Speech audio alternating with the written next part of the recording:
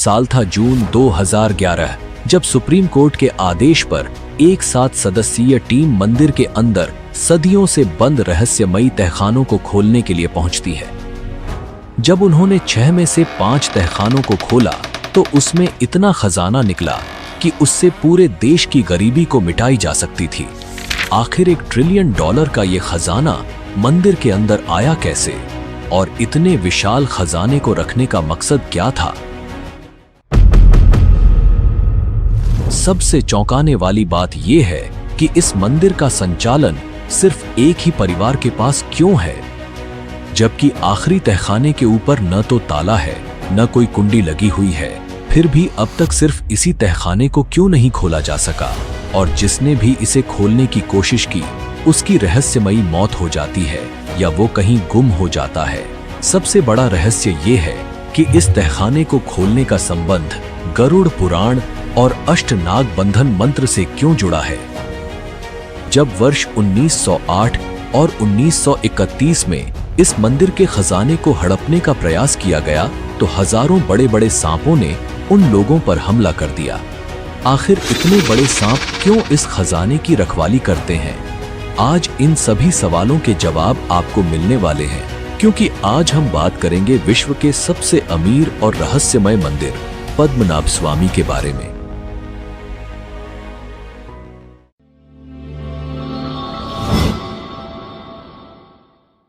पद्मनाभ स्वामी मंदिर भारत के दक्षिणी राज्य केरल की राजधानी तिरुवनंतपुरम में स्थित विश्व का सबसे धनिक और रहस्यमय मंदिर माना जाता है। यह मंदिर अचानक तब चर्चा में आया जब साल 2011 में सुप्रीम कोर्ट ने आदेश दिया कि मंदिर के नीचे मौजूद तहखानों को खोला जाए। इसके 6 दरवाजों में से जब 5 दरवाजे खोले गए तो उनमें से लगभग $1 ट्रिलियन से भी अधिक का खजाना निकला, जिससे मंदिर दुनिया भर में बड़ी चर्चा का विषय बना। यह मंदिर भगवान विष्णु को समर्पित है, जो शेषनाग पर शयन मुद्रा में विराजमान है। इतना ही नहीं, तिरुवनंतपुरम शहर का नाम भी इसी मंदिर के प्रभाव से पड़ा है। संस्कृत में अंतम का अर्थ शेषनाग और पुरम का मतलब नगर होता है। इस तरह इसका अर्थ है भगवान अनंत का स्थान। पद्मनाभ स्वामी मंदिर की खूबसूरती और शांति हजारों श्रद्धालुओं को आकर्षित करती है। इसकी भव्यता और धार्मिक आस्था के कारण इसे केरल के प्रमुख वैष्णव मंदिरों में शामिल किया गया है और यह भगवान विष्णु के 108 दिव्य देशमों में से एक है। त्रावणकोर के अंतिम शासक श्री बलराम वर्मा एक ऐसा नाम जिसने 1924 से 1947 तक त्रावणकोर पर शासन किया। भारतीय स्वतंत्रता के बाद भी उन्होंने पद्मनाभ स्वामी मंदिर के ट्रस्ट का नेतृत्व करना जारी रखा। लेकिन असली कहानी यहां से शुरू होती है।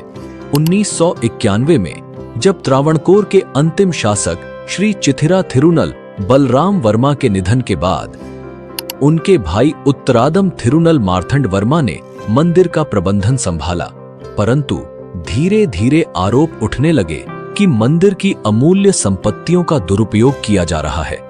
और तब 2008 में पद्मनाभ स्वामी मंदिर के एक कट्टर भक्त और सेवानिवृत्त IPS अधिकारी TP सुंदरराजन ने एक ऐसा कदम उठाया जिसने सबको चौंका दिया। उन्होंने सबसे पहले अदालत में याचिका दाखिल की और अपने आरोपों में दावा किया कि मंदिर के भीतर बड़े पैमाने पर चोरी हो रही है। उनका कहना था कि कई कीमती आभूषण और बेशकीमती जवाहरातों की तस्करी की गई है और उनकी जगह नकली आभूषण रख दिए गए हैं। बाद में यह मामला केरल उच्च न्यायालय तक पहुंचा, जिसने मंदिर के प्रबंधन का कार्य राज्य सरकार को सौंपने का निर्णय लिया। लेकिन यह मामला यहां थमा नहीं। राज परिवार ने केरल हाईकोर्ट के फैसले को देश की सुप्रीम कोर्ट में चुनौती दी, जिसके परिणाम स्वरूप साल 2011 में केरल उच्च न्यायालय के आदेश पर सर्वोच्च न्यायालय ने रोक लगाई और एक ऐतिहासिक निर्णय लिया। मंदिर के भीतर मौजूद खजाने की सूची बनाने का आदेश जारी किया। इस आदेश के बाद शाही परिवार को मंदिर के प्रबंधन से अलग कर दिया गया और अंतिम निर्णय तक मंदिर के संचालन के लिए एक सर्वोच्च निकाय का गठन किया गया। इसके बाद सुप्रीम कोर्ट ने एक समिति बनाई और उसे मंदिर के 6 तहखानों की जांच का जिम्मा सौंपा। इनमें से प्रत्येक तहखाने को ए से एफ तक कोडित नाम दिया गया। पूर्व नियंत्रक एवं महालेखा परीक्षक विनोद राय और वरिष्ठ अधिवक्ता गोपाल सुब्रमण्यम को अदालत ने इस मामले में न्याय मित्र के रूप में नियुक्त किया। इनका कार्य था अदालत की मदद करना और मंदिर के भीतर मौजूद खजानों की गहराई से जांच करना। सुप्रीम कोर्ट ने आदेश दिया कि तिजोरी ए से लेकर एफ तक में रखे हुए कीमती सामानों की एक विस्तृत सूची बनाई जाए।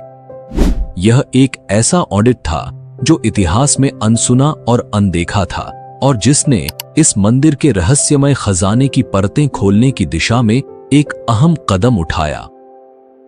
इस समय मंदिर का गुप्त खजाना लोगों के सामने आना शुरू हुआ।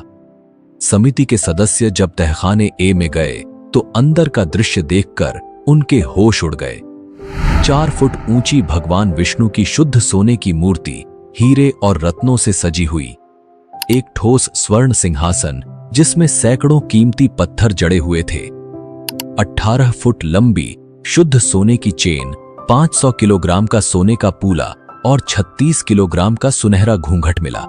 सिर्फ यही नहीं, वहां कई बोरियां सोने की कलाकृतियों, हार, मुकुट, हीरे, माणिक, नीलम, पन्ना और कीमती धातुओं से भरी हुई थीं। पद्मनाभ स्वामी मंदिर के तहखाने से 18वीं सदी के नेपोलियन युग के कई दुर्लभ सिक्के, रोमन साम्राज्य के लाखों स्वर्ण सिक्के और मध्यकालीन काल के 800 किलोग्राम सोने के सिक्के बरामद हुए।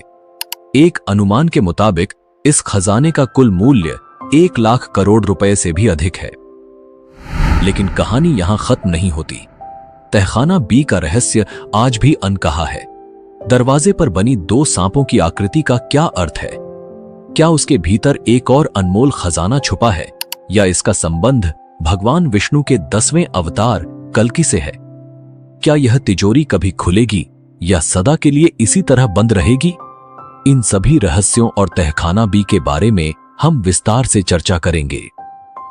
हमारे मन में सबसे बड़ा सवाल यह उठता है कि इस मंदिर का निर्माण किसने करवाया था और इतना विशाल और अमूल्य खजाना इस मंदिर में आखिर आया कहां से? किसने इसे मंदिर के भीतर रखा और यह खजाना कितने वर्षों पुराना हो सकता है? इन सभी सवालों के जवाब जानने के लिए हमें पद्मनाभ स्वामी मंदिर के इतिहास की गहराइयों में जाना होगा।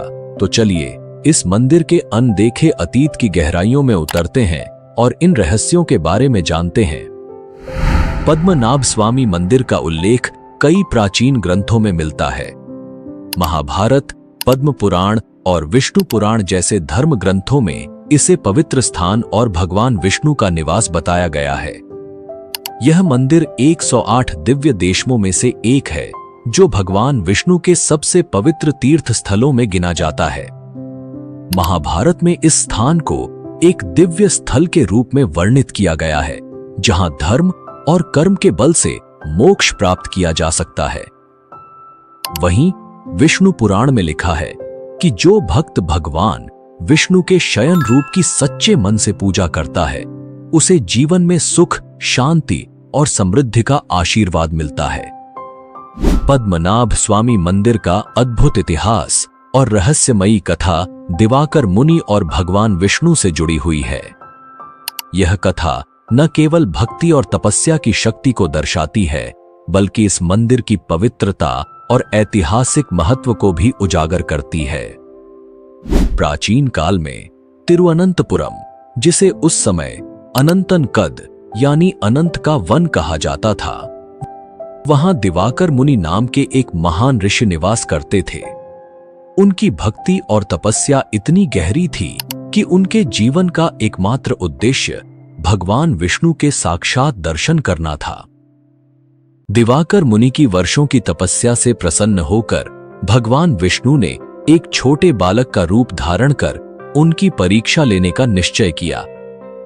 बालक ने मुनि के पास आकर शरारतें शुरू कर दी। पूजा सामग्री को छेड़ना, जल फैलाना और मुनि को परेशान करना।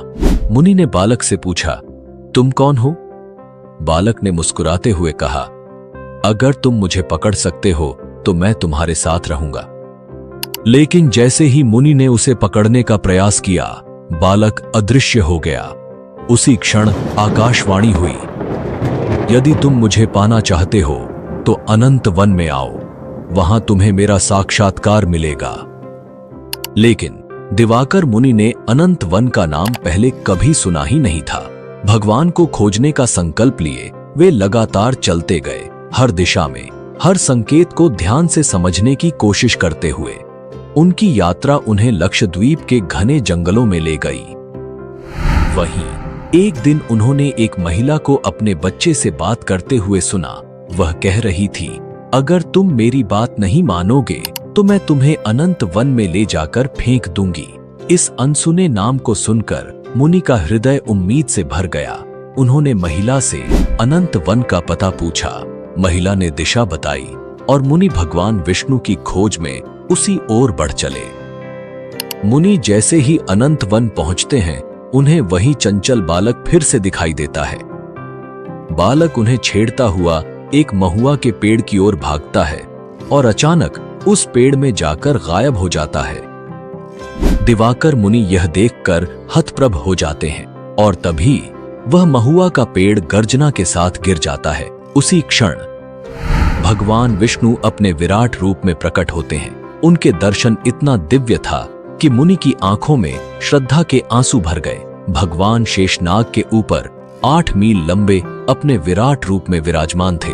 उनका यह रूप ब्रह्मांड की महिमा को प्रकट कर रहा था।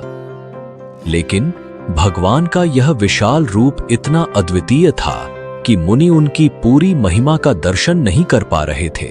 उन्होंने हाथ जोड़कर प्रार्थना की, हे भगवान, कृपा करके अपने रूप को छोटा कर लीजिए ताकि मैं आपके पूर्ण दर्शन कर सकूं। भगवान ने मुनि की विनती स्वीकार की और अपने विराट रूप को छोटा कर लिया। लेकिन महुआ के पेड़ों के कारण भगवान अब भी 3 भागों में दिखाई दे रहे थे, सिर, धड़ और चरण। यही वह क्षण था जब भगवान विष्णु ने मुनि को आशीर्वाद दिया और कहा, यह स्थान अब से पद्मनाभ के नाम से जाना जाएगा और मैं यहां अनंत काल तक निवास करूंगा।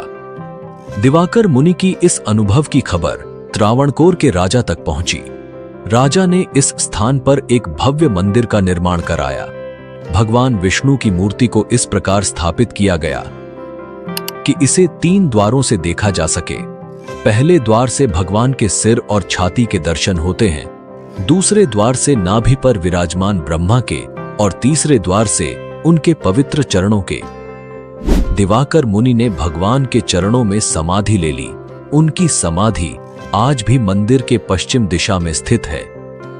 लेकिन आगे बढ़ने से पहले इस वीडियो को एक लाइक करके चैनल को सब्सक्राइब जरूर कर लीजिए, क्योंकि ये आपके लिए 1 सेकंड का काम है, लेकिन इससे हमारी काफी बड़ी मदद होती है। ऐसा माना जाता है कि लगभग 5000 वर्षों से भी पुराना यह मंदिर भगवान विष्णु की महिमा को स्थापित करता है। मंदिर का निर्माण त्रावणकोर के राजाओं द्वारा किया गया था और यह उनके साम्राज्य का धार्मिक केंद्र बना। कई बार इस मंदिर का पुनर्निर्माण हुआ और आज जो भव्य स्वरूप हम देखते हैं वह त्रावणकोर के राजा मार्तंड वर्मा की देन है। त्रावणकोर के प्रसिद्ध इतिहासकार डॉक्टर L.A. रवि वर्मा का मानना था कि यह मंदिर कलयुग शुरू होने के पहले दिन स्थापित हुआ था। मंदिर के ताम्रपत्रों से पता चलता है कि कलयुग के 950वें वर्ष में एक तुल्लु ब्राह्मण दिवाकर मुनि ने भगवान की मूर्ति की पुनर्स्थापना की। इसके बाद 960वें वर्ष में राजा कोथा मार्तंडन ने मंदिर के कुछ हिस्सों का निर्माण कराया। 18वीं शताब्दी में त्रावणकोर के राजा मार्तंड वर्मा ने मंदिर का सबसे बड़ा पुनर्निर्माण कराया। उन्होंने द्रविडियन वास्तुकला की शैली में मंदिर का जीर्णोद्धार किया। मंदिर के गर्भगृह और खंभों पर की गई नक्काशी आज भी वास्तुकला की अद्भुत कृति मानी जाती है। पद्मनाभ स्वामी मंदिर केवल भक्ति और खजानों का केंद्र ही नहीं, बल्कि वैज्ञानिक चमत्कार का एक जीता जागता प्रमाण भी है। यह मंदिर अपनी अद्भुत वास्तुकला और वैज्ञानिक दृष्टिकोण के कारण सदियों से लोगों को हैरान करता आ रहा है। यह मंदिर 7 मंजिलों का है और हर मंजिल पर बनी खिड़कियां इस तरह से बनाई गई हैं कि साल में सिर्फ 2 बार 22 मार्च और 23 सितंबर ये दिन होते हैं जब इक्विनॉक्स आता है। इक्विनॉक्स यानी वह समय जब दिन और रात दोनों बराबर होते हैं, 12 घंटे का दिन और 12 घंटे की रात। इन दिनों अगर आप दोपहर में इस मंदिर को देखें तो हर 5 मिनट के अंतराल पर सूर्य की किरणें इन खिड़कियों से होकर एक अद्भुत दृश्य बनाती हैं। श्री पद्मनाभ स्वामी मंदिर की 18 फीट लंबी प्रतिमा अद्वितीय है, जिसे 12,008 शालिग्राम से बनाया गया है। ये शालिग्राम नेपाल की गंधकी नदी से लाए गए थे। मंदिर के गर्भगृह में स्थित यह प्रतिमा इतनी विशाल है कि इसे 3 अलग अलग द्वारों से देखा जाता है।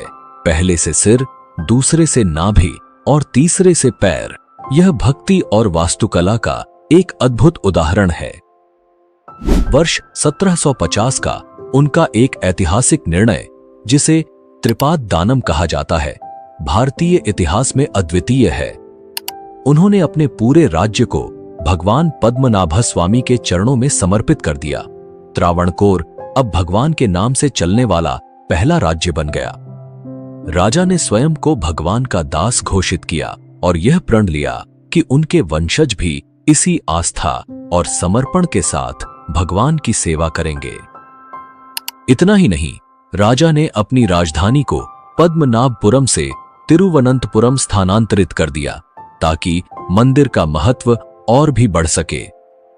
लेकिन यह केवल भक्ति और पूजा का स्थल नहीं था। यह मंदिर अपने गुप्त खजाने और तहखानों के लिए भी प्रसिद्ध है। मुगल काल के दौरान 1680 में मुस्लिम शासक मुकिल्लन ने इस मंदिर को लूटने की कोशिश की, लेकिन त्रावणकोर की सेना और स्थानीय लोगों ने उसे नाकाम कर दिया। इसी तरह 1741 जब डच ईस्ट इंडिया कंपनी ने त्रावणकोर पर हमला किया, जिसे इतिहास में कोलाचेल की लड़ाई के नाम से जाना जाता है।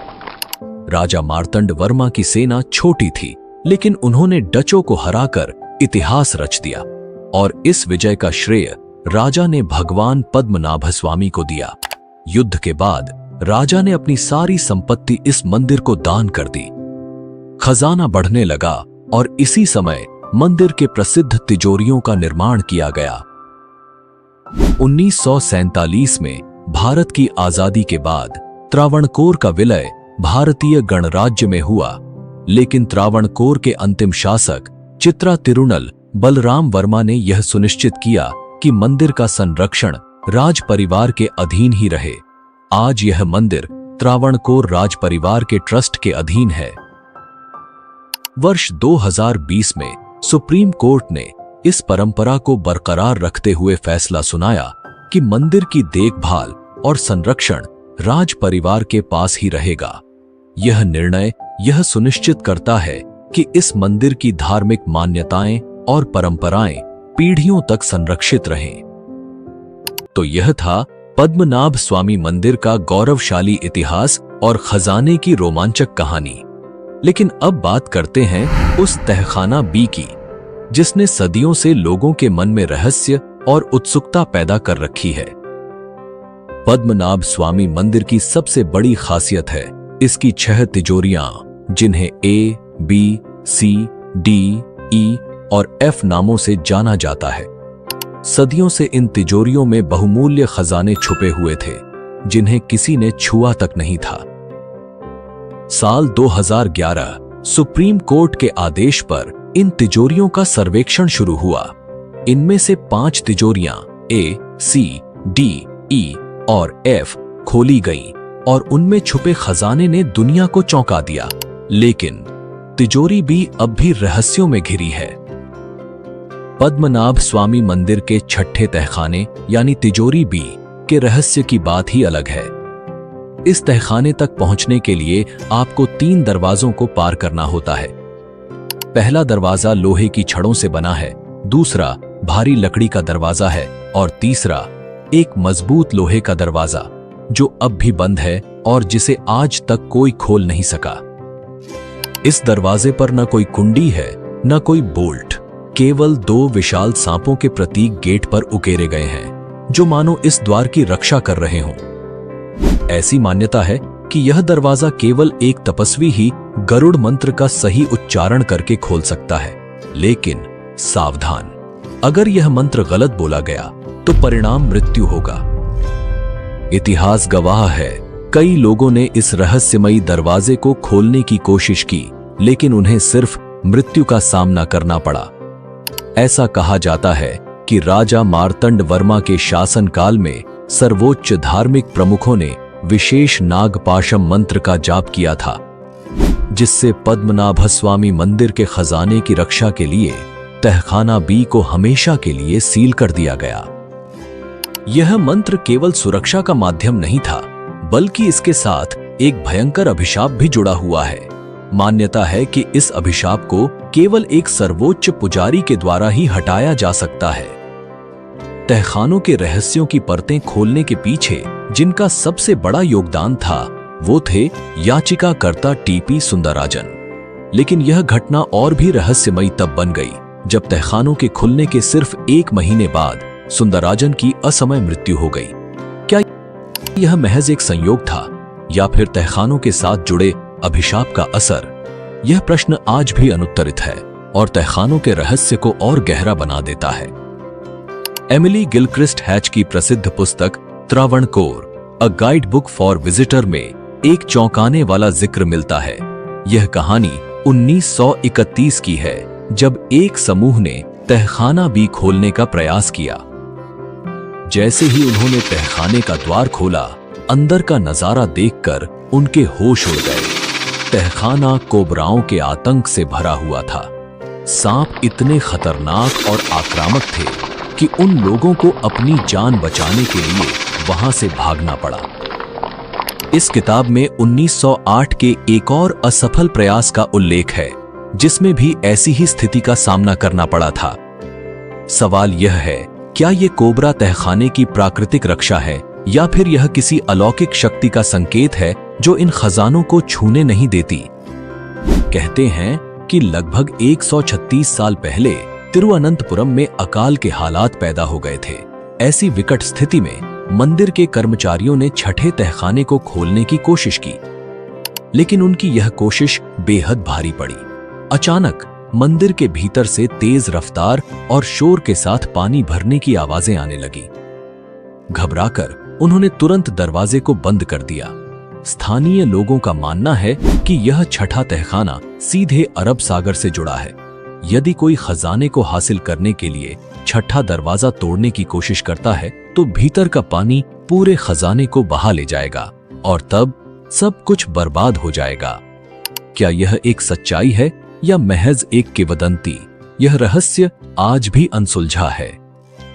क्या आप जानते हैं, तहखाना बी, जिसे आज तक सबसे रहस्यमय और पवित्र माना जाता है, 7 बार खोला जा चुका है। पूर्व सीएजी विनोद राय, जिन्हें सुप्रीम कोर्ट ने मंदिर का ऑडिट करने का अधिकार दिया था, उनके द्वारा साझा किए गए रिकॉर्ड बताते हैं कि यह तहखाना हाल के दशकों में 7 बार खोला गया। 1990 में 2 बार और 2002 में 5 बार। हाँ, यह वही तहखाना है जिसे शाही परिवार मंदिर की पवित्रता बनाए रखने के लिए बंद रखना चाहता था, और अब यह भी साफ हुआ है कि इसकी निगरानी कोबरा नहीं करते और ना ही इसे खोलने से कोई प्रलय आएगा। ऐसा प्रतीत होता है कि इस तहखाने के आसपास फैली कई कहानियां सिर्फ मिथक हैं। अभी ऐसी चर्चाएं हो रही हैं कि तहखाना बी को भगवान विष्णु के 10वें अवतार कल्कि के लिए बंद रखा गया है। कहा जाता है कि जब समय आएगा तो भगवान कल्कि स्वयं इस दरवाजे को खोलेंगे। इसमें प्राचीन काल के अत्याधुनिक हथियार और यंत्र होने की संभावना जताई जा रही है। यह रहस्य और भी गहरा हो जाता है जब लोग कहते हैं कि इस तहखाने का संबंध भविष्य की किसी दिव्य घटना से हो सकता है। तो दोस्तों, आपको क्या लगता है, क्या तहखाना बी का भगवान कल्कि के साथ कोई संबंध हो सकता है? अपनी राय तर्क के साथ हमें कमेंट में जरूर लिखें। तो दोस्तों, यह था पद्मनाभ स्वामी मंदिर का इतिहास और उसके खजाने का अद्भुत रहस्य। अगर आपको हमारी यह डॉक्यूमेंट्री पसंद आई हो तो लाइक करना न भूलें। हमें कमेंट करके जरूर बताएं कि यह वीडियो आपको कैसा लगा।